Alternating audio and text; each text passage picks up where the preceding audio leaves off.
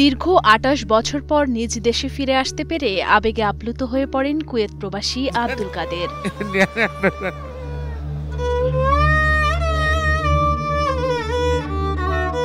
পরিবারকে ভালো রাখার আশায় কুয়েতে পাড়ি জমালেও এই দীর্ঘ বছরে হারিয়েছেন বাবা মাকে, বিচ্ছেদ হয়েছে স্ত্রীর সাথেও। তারপরও নিজ দেশে ফিরতে পারার আনন্দে অশ্রুসিক্ত হয়ে পড়েন প্রবাস ফেরত আব্দুল কাদের। এখানে ভর্তি হয়েছি 3 মাস আসছিলাম।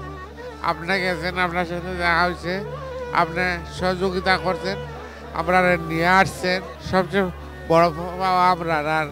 আর কি ভাই, আমার খুব বলার পুরো কিছু আর নাই। কুয়েত প্রবাসী আমানুজ্জামান মুন্নাও দেশে ফিরেছেন দীর্ঘ 20 বছর পর। স্বজনদের দেখতে পেয়ে আনন্দে অশ্রুসিক্ত হয়ে পড়েন তিনিও। আমি দেশে আইছে ব্যবসা বাণিজ্য করতাম 2 বছর কারণে পরে এবার আপনার ওর ভাইজি আপনার খবর দিদি এবারে আপনার ভাই অনেক কষ্ট করে আইছে ভাই, অনেক কষ্ট করার পর আব্দুল কাদের ও আমানুজ্জামান মুন্না দুজনকেই দেশে ফিরিয়ে আনতে সহায়তা করেছেন ডিবিসি নিউজের কুয়েত প্রতিনিধি মহসিন পারভেজ। জানা যায়, প্রবাস ফেরত আব্দুল কাদের সিলেট জেলার বিয়ানী বাজারের নয়াদুবাগ গ্রামের মৃত নোমান আলীর ছেলে এবং প্রবাস ফেরত আমানুজ্জামান মুন্না মুন্সিগঞ্জের সদর থানার পানহাট্টা গ্রামের বাসিন্দা। 2024 সালে হৃদরোগে আক্রান্ত হয়ে হাসপাতালে ভর্তি হলে শুরু হয় আব্দুল কাদেরের দুর্ভোগ। পরিচিত জনেরা মুখ ফিরিয়ে নিলে হাসপাতালের বিছানায় মৃত্যুর প্রহর গুনছিলেন তিনি। এদিকে আমানুজ্জামান মুন্নাও 2023 সালের 14 আগস্ট হৃদরোগে আক্রান্ত হয়ে হাসপাতালে ভর্তি হন। তাদের দুজনেরই ভিসার মেয়াদ শেষ হওয়ায় এবং হাসপাতালের চিকিৎসার খরচ মেটাতে না পেরে অসহায় দিন যাপন করছিলেন হাসপাতালেই। দেশে ফিরে আসাটা ছিল প্রায় অসম্ভব। তাদের নিয়ে একটি ভিডিও ফেসবুকে পোস্ট করেন আমির হোসেন নামে এক প্রবাসী। তা দেখে ডিবিসি নিউজের কুয়েত প্রতিনিধি মহসিন পারভেজ উদ্যোগ নেন তাদের দেশে পাঠানোর।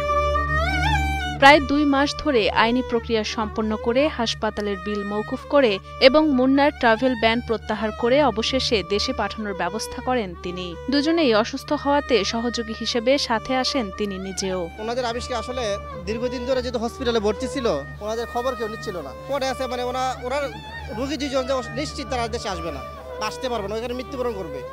ফেসবুকের মাধ্যমে আমাকে একজন জানায় যে একটা লোক হসপিটালে 2 বছর, আরেকজন হচ্ছে 3 মাস। তো আমি যাই গিয়ে খবর নিলাম, যা দেখলাম যে না, অবস্থা খুবই খারাপ তাদের। তাকে দেশে আনার জন্য অনেকে উদ্যোগ নিয়েছিল, ব্যর্থ হয়েছে এখানে। কারণ এখানে আইনি জটিলতা আছে, বিভিন্ন টাকা পয়সার ব্যাপার স্যাপার ছিল, যে কারণে অনেকেই কিন্তু সফল হয় নাই। আমি আলহামদুলিল্লাহ আমার জায়গা থেকে চেষ্টা করছি, সফল হয়েছি। আমানুজ্জামান মুন্না তার পরিবারের কাছে এবং অপরজন হচ্ছে যে আব্দুল কাদের, ওনার বাগিনের কাছে বুঝিয়ে দিয়ে দিলাম। উল্লেখ্য, 1983 সালে কুয়েতে পাড়ি জমান আব্দুল কাদের। পরে 1990 সালে দেশে ফিরে বিয়ে করলেও 1997 সালে দাম্পত্য কলহের কারণে বিবাহ বিচ্ছেদ ঘটে। এরপর অভিমান করে কুয়েত যাওয়ার পর আর কখনোই দেশের মাটিতে পা রাখেননি তিনি। এক পর্যায়ে ভিসার মেয়াদ শেষ হয়ে যাওয়ার পর অবৈধভাবে বসবাস করছিলেন আব্দুল কাদের। অন্যদিকে 2005 সালে কাজের সুবাদে কুয়েতে যাওয়ার পর 2010 সালে 10 দিনের ছুটিতে একবার দেশে আসেন আমানুজ্জামান মুন্না। পরবর্তীতে 2014 সালে ভিসার মেয়াদ শেষ হওয়ায় অবৈধ হয়ে পড়েন তিনি। কুয়েতে পেশায় আব্দুল কাদের ছিলেন ওয়েল্ডার এবং আমানুজ্জামান মুন্না ছিলেন টেইলর।